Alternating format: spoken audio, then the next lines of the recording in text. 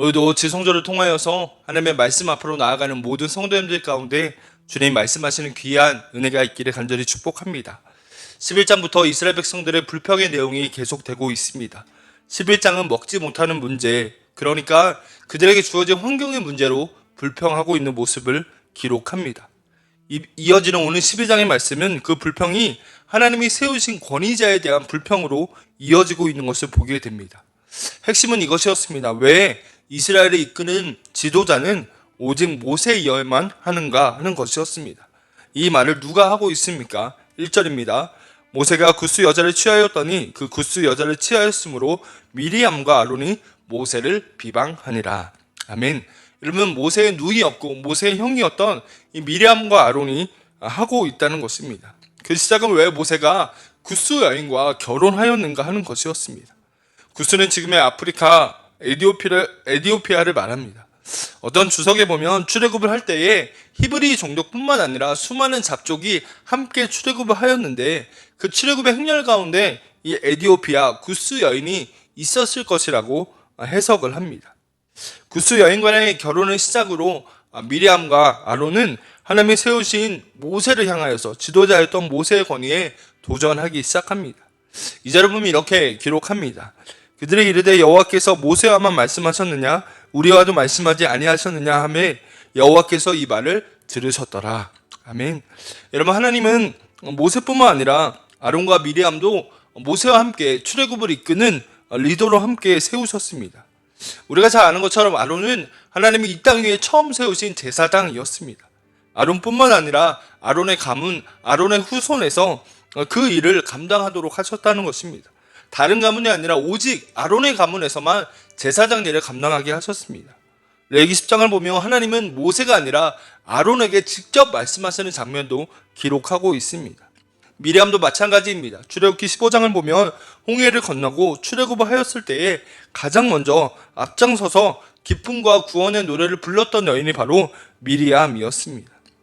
다른 사람도 아니었고 하나님의 구원하심과 하나님의 놀라운 인도하심을 함께 목도하였던 미리암과 아론이 모세를 향하여 비방하고 있다는 것입니다.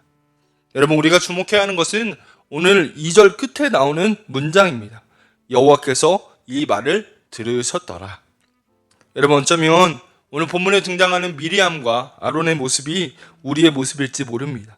환경에 대한 불평이 가장 먼저 쏟아 나오고 그것이 권위에 대한 도전으로도 이어진다는 것입니다. 상황에 대한 감사가 아니라 불평이 쏟아지기 시작하면 이것이 너무나 익숙하고 불평은 또 다른 불평을 낳게 되는 것이 우리의 연약한 모습이고 우리의 본성이라는 것입니다. 여러분, 우리는 우리 자신을 자신할 수 없습니다. 모세 주변에서 함께 하나님의 구원과 일하심을 보았던 그의 누이와 형 아론과 미리암도 원망과 불평을 쏟아냈다는 것입니다. 하나님이 이 소리를 다 듣고 계신다라고 말씀하십니다. 우리의 작은 신음소리뿐만 아니라 원망과 불평의 소리도 듣고 계시다라는 것을 우리는 기억해야 합니다. 우리와 함께 하시는 임마누엘의 하나님 앞에 우리의 연약함을 날마다 고백하고 하나님의 자비와 긍휼하심을 구하며 하나님의 인도하심을 구하는 우리 모두가 되어지기를 간절히 축복합니다.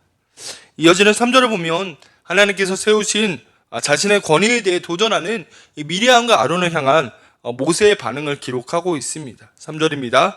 이 사람 모세는 온유함이 지면의 모든 사람보다 더하더라 라고 말입니다.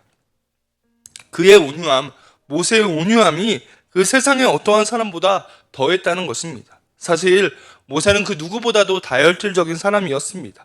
애굽에 있을 때에 자신의 동족을 괴롭히는 애굽 사람을 죽인 적도 있었습니다. 하지만 광야의 시간을 보내면서 하나님 손에 다루어지면서 모세는 그 누구보다도 온유한 사람이 되어 있었습니다. 미리암과 아론에 대해 모세는 침묵합니다. 자신의 형과 누이입니다. 가서 따질 수도 있었을 것입니다. 다른 사람도 아니고 형과 누이가 나에게 어떻게 이럴 수 있냐고 말입니다. 그러나 모세는 침묵하였습니다. 그리고 13절에 보면 하나님의 진노와 심판으로 인해 나병에 걸린 그의 누이 미리암을 위해 모세가 기도하고 있습니다. 13절을 보면 이렇게 기록하고 있습니다. 모세가 여호와께 부르짖어 이르되 하나님이여 원하건대 그를 고쳐주옵소서. 분명히 기록하는 것은 부르짖어 기도했다.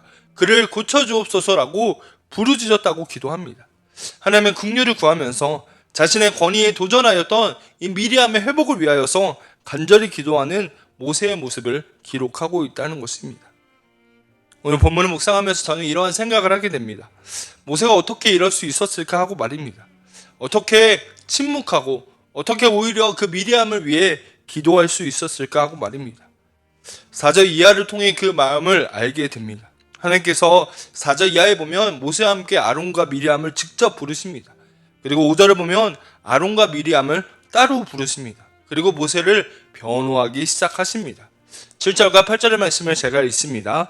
내 종 모세와는 그렇지 아니하니 그는 내 온 집에 충성함이라. 그와는 내가 대면하여 명백히 말하고 은밀한 말로 하지 아니하며 그는 또 여호와의 형상을 보거늘 너희가 어찌하여 내 종 모세 비방하기를 두려워하지 아니하느냐라고 말입니다. 모세는 내 집에 충성된 사람이다. 내가 모세와는 대면하여 말하고 숨기지 않고 모두 다 명백하고 분명하게 말한다라고 얘기합니다. 모세는 나의 종이라고 분명하게 말씀하고 있다는 것입니다. 그러니까 하나님이 바라보시는 모세의 모습이 어떠한 모습인지를 너무나도 분명하게 말씀하신다는 겁니다. 내가 세운 지도자 모세가 어떠한 사람인 줄 아니? 하고 되물으신다는 겁니다. 여러분, 모세는 이 하나님의 마음을 아는 사람이었습니다. 사람들이 비방하고 무엇이라 할지라도 하나님은 모세를 어떻게 생각하시는지를 너무나 잘 알았다는 것입니다. 하나님이 인정하면 되는 사람, 하나님이 인정하시면 그것으로 충분한 사람이 바로 모세였다는 것입니다. 남자 장정만 60만 명을 데리고 출애굽과 광야의 삶을 사는 것은 정말 쉬운 것이 아니었을 것입니다. 믿었던 형과 누이가 자신의 권위 앞에 도전하는 것을 볼 때에 그것에 침묵하며 누이를 위해 기도할 수 있는 힘, 그것은 하나님에게 있었다는 것입니다. 모세의 유일한 소망이 하나님이었기 때문입니다. 하나님이 인정해 주시고 하나님이 기억하고 계시면 믿었기 때문에 모세가 이렇게 설 수 있었다는 것입니다. 여러분, 우리도 마찬가지입니다. 이 땅을 살아가다 보면 믿음으로 살아가다가 억울하고 원망스러운 일을 만날 때가 얼마나 많이 있습니까? 그때 참 성도의 모습은 때로는 침묵해야 할 때도 있고 때로는 오히려 기도해야 할 때가 있다는 것입니다. 그 힘이 어디에서 나옵니까? 우리에게서 나오지 않고 하나님에게서 온다는 것입니다. 하나님이 우리의 소망이시고 주님이 기억하시면 된다라는 그 믿음이 가능하게 한다는 것입니다. 함께 예배하며 말씀 앞에 나아가는 우리 성도들이 이와 같은 모세의 믿음이 있기를 간절히 축복합니다. 오늘 본문은 우리에게 귀한 도전을 하고 있습니다. 하나님이 세우신 권위 앞에 어떻게 설 것인가 하고 말입니다. 여러분, 미리암과 아론에게 모세는 동생이었을지 모릅니다. 하지만 모세는 하나님이 세우신 지도자였습니다. 하나님이 세우신 권위 앞에 내가 어떻게 순종할 것인가를 묵상할 수 있는 말씀이라는 것입니다. 모든 권위 뒤에는 우리 하나님이 계십니다. 하나님이 질서를 세우시고 그 권위를 통하여서 하나님의 크고 놀라운 일들을 이루어 가시기 때문입니다. 구약을 보면 장로들이 성문에 서도록 하였습니다. 어쩌면 이 권위자는 가장 영적인 전쟁 한복판에 서 있는 사람입니다. 불평과 원망이 아니라 이 권위자들을 위한 기도와 중보가 우리 안에 있어야 한다는 것입니다. 그래야 할 때 공동체가 영적으로 더욱더 거룩하게 믿음으로 설 수 있다는 것을 기억하는 은혜가 있기를 축복합니다. 여러분, 이 말씀 앞에 한 번 더 결단하는 은혜가 있기를 축복합니다. 세워진 지도자와 권위자를 위하여서 기도하며 주의 은혜를 구하는 저와 여러분들이 되어지기를 간절히 축복합니다.